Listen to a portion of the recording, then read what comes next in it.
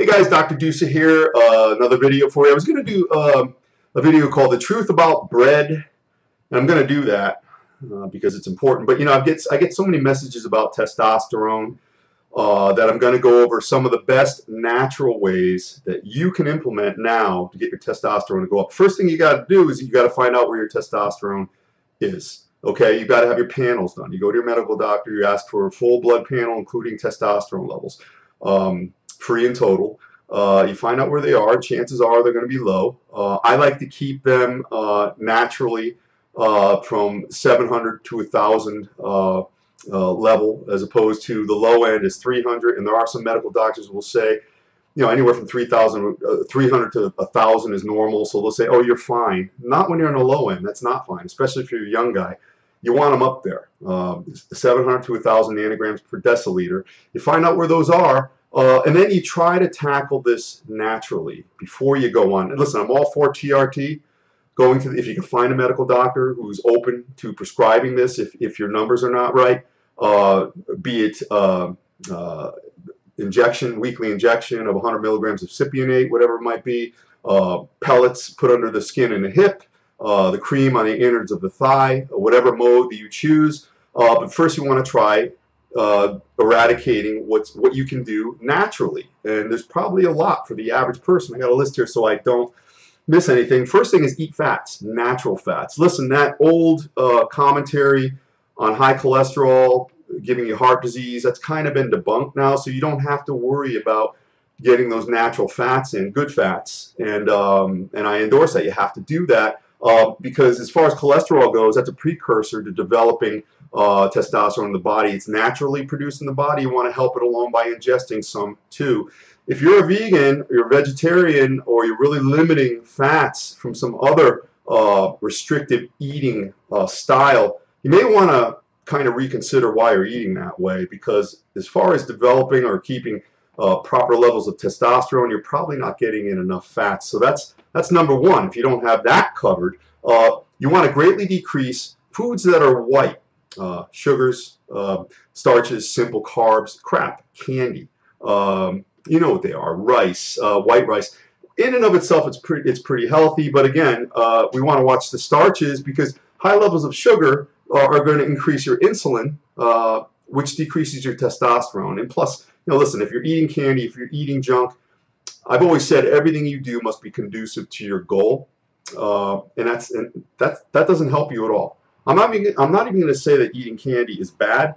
I'm going to tell you that it's not good. It's not going to help you get your testosterone levels up to where they should be. And here's one that kind of irks me a little, because a lot of practitioners out there, doctors, will tell somebody, this is a garbage pail diagnosis, is what I call it. Somebody comes in and they have a plethora of different symptoms and complaints, and the doctor just says, well, that's stress, reduce your stress.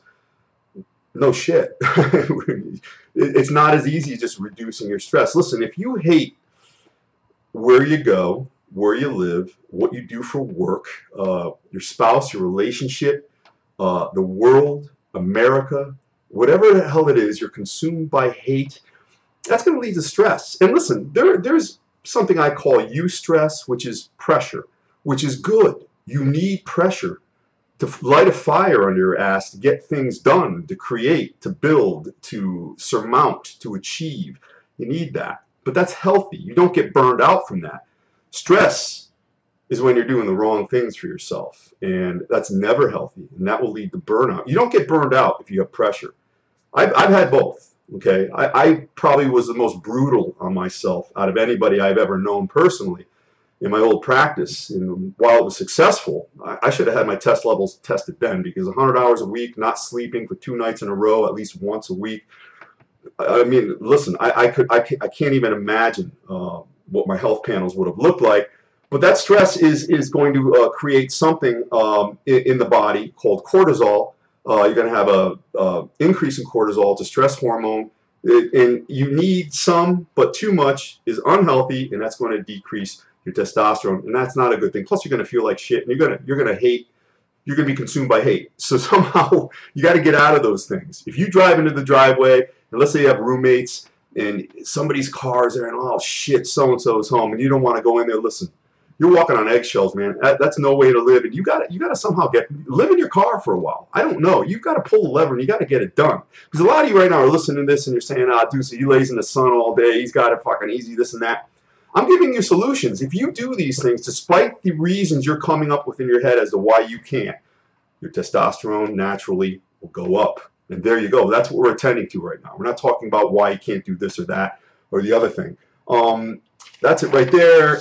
And high intensity interval training. I started doing this last year when I was trying to get lean, and it helped quite a bit. I was doing burst training on like a Stairmaster. I would do like a minute really low level, and 2 minutes really, really hard, up and down, up and down. You don't have to go to a gym to do this. You can go outside and do sprints. It's hard training really quick, and then you stop. You get your heart rate up and down, up and down. This helps to increase your testosterone naturally, as well as your HGH, human growth hormone. And listen, I'm all for doing everything you can to be as healthy and to be your best, okay?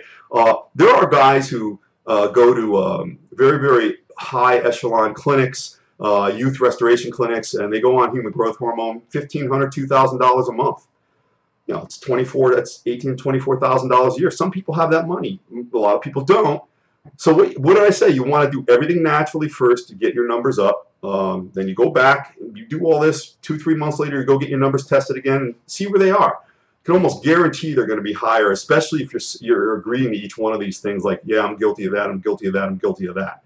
Because chances are, if you're living like Jack LaLanne or somewhat like me, your numbers are probably pretty good. My numbers have been in the 800s for 5 years now, and if you follow me at all, you know, I was in terrible shape 5 years ago. I was 236 pounds, fat. I was very sick. I had heart problem, arm problem, infections. It was just, you know, boring stuff. But even still, I wasn't doing very good, much good for myself. But I pulled myself out of that, and I keep my numbers a little above 800. You know, I like them to be higher, and I'm not saying that TRT will not be in my future.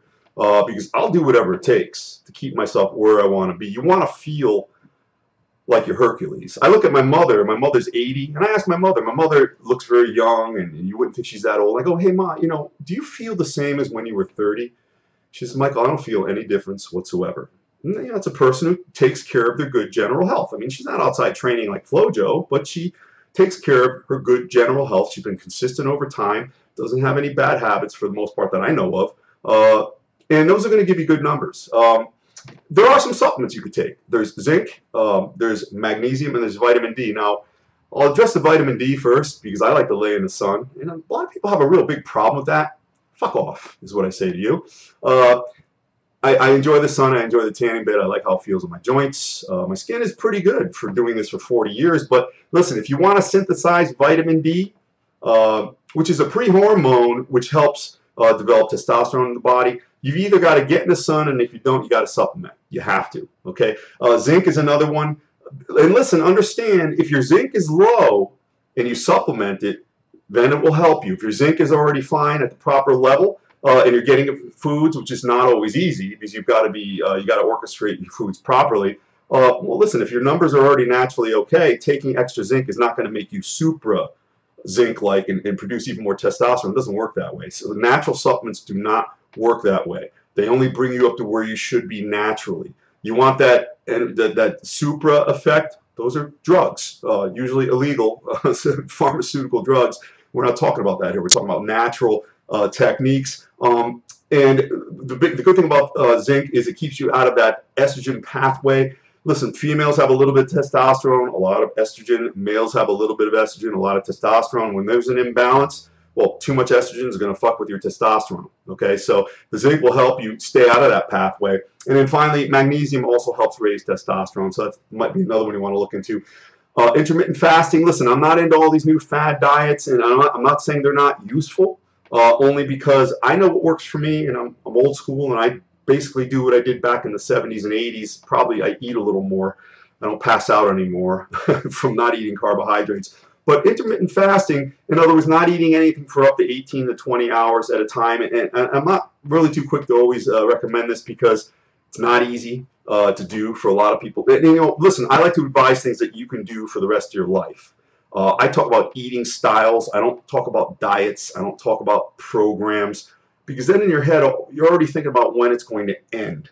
And there's no integrity to that. Okay, there's no integrity if you're getting ready for an event, a wedding, a trip, because what's going to happen afterward? You're going to go right back. And let me tell you, yo-yoing like that is a lot worse. And take it from a guy who has lost and gained 1,100 pounds over 40 some odd years. Not good. Intermittent fasting, I think it's also known as a warrior diet, something like that, will help increase your testosterone and your HGH also. And finally, this is the biggest one right here that you could attend to right now, gentlemen. Losing your stomach fat. Okay, we were at the pool today, and listen, I love everybody. You know, I embrace everybody. I will help anybody. But listen, people are in sorry sagging shape. Listen, people are so out of shape now that they don't even remember what it was like to feel clean and crisp and energetic and whatnot.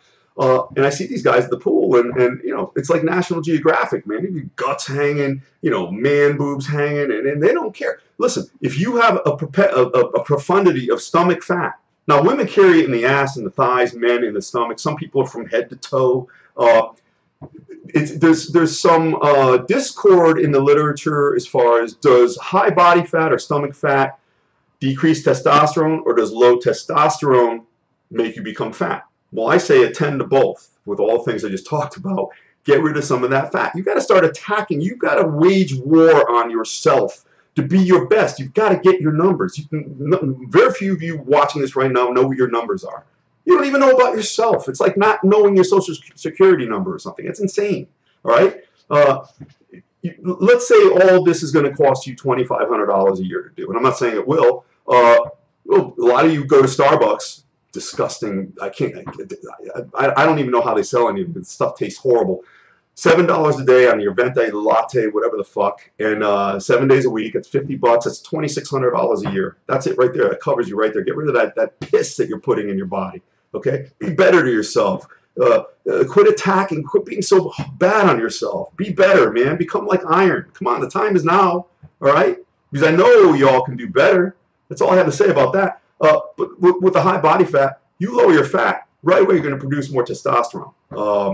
And you know, high stomach fat also raises estrogen in men. So there's a lot of bad things about that. You know, and your wife will thank you, man, for a lot of reasons. You'll be the man you once were, or the man you could be. So thoughts, questions, considerations, put them down below. I have a lot more on this, but those are just some. There's other. I have many supplements, natural supplements that could be taken. I don't talk about all of them because some people will take like all 11 or 15 of them, and that's not how it works. You got to learn you first. So questions, thoughts, considerations down below. Your input is my oxygen. Thank you for letting me breathe. You have a great night.